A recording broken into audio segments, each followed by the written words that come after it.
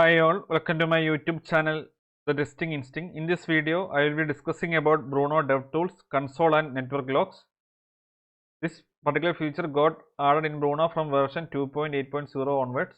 The first tab of Bruno Dev Tools is called console tab. In this tab, you can use console.logs inside scripts or tests that will be printed in the console tab. You can easily catch script errors with full tracebacks. You can debug dynamic variables or environment logic.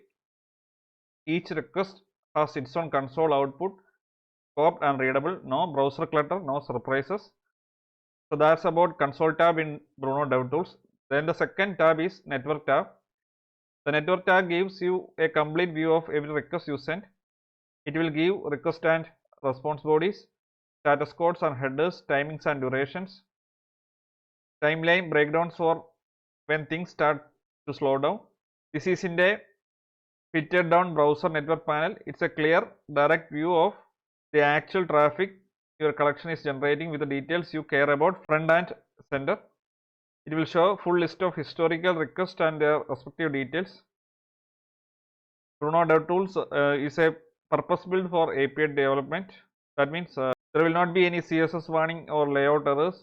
There will not be any third-party requests that you didn't make, and there will not be any cluttered log windows. There will not be any switching to the browser just to read a log. So it will be just clean and you can focus on the debugging part. So the things which I am explaining now will be shown in the demo so that you will get more idea about Bruno Dev Tools, the console and network tabs. I have already opened Bruno. For this demo, I will be using the collection request. If you check the Bruno UI, you can see a DevTools option at the bottom right corner. Just click on that. Now you can see a console tab and a network tab. So if you hit any request in this collection and that particular request is having some console messages, that console messages will be printing out in the console tab, and all the network related things will be coming in the network tab as well. First, I am going to hit this timeline request. For this particular request, I have not added any console messages, but I am going to hit this request for the time being. You can see that in console tab there is no information coming because we didn't add any console messages in this request, but in the network tab you will be seeing some details like this. So if you check this particular detail, you can see the method name, the status, the domain, the path, time, duration and size.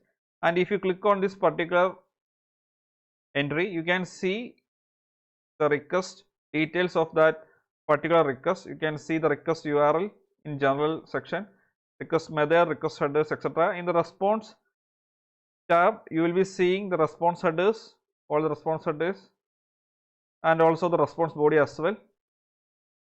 In the network tab, you will be seeing the network logs. All the details of the network logs will be displayed in this particular network tab. You can see how much time is taken for the request to get completed.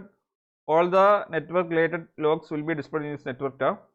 Now I am going to hit one request that is having some console statements. I am going to hit this create user request.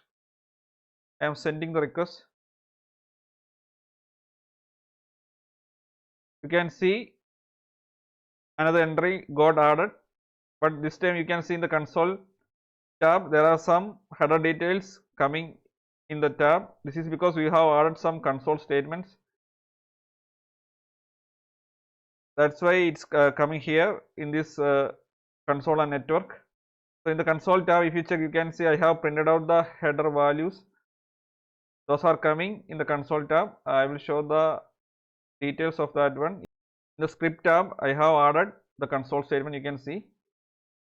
So those details are coming in the console tab. And also in the network tab, you can see the second request which we have hit just now. If you click on this particular entry, you will be able to see details of the request like request URL, request method, request headers, etc. In the response tab, you will be able to see the response headers, including the response body as well. In the network tab also you will be able to see the network log. So this is an important feature of Bruno which got added from Bruno version 2.8.0 onwards. There is no need to switch to browser network to see the API related details. Within the Bruno UI itself, you can see all the details using the console and network tab. All the request response and network details will be getting added in this particular Bruno Dev Tools. So this is an important feature. So I hope this session was very useful for everyone. If you find this video interesting, please consider subscribing the channel. Please like, share and comment on the video. Thanks for watching and keep learning.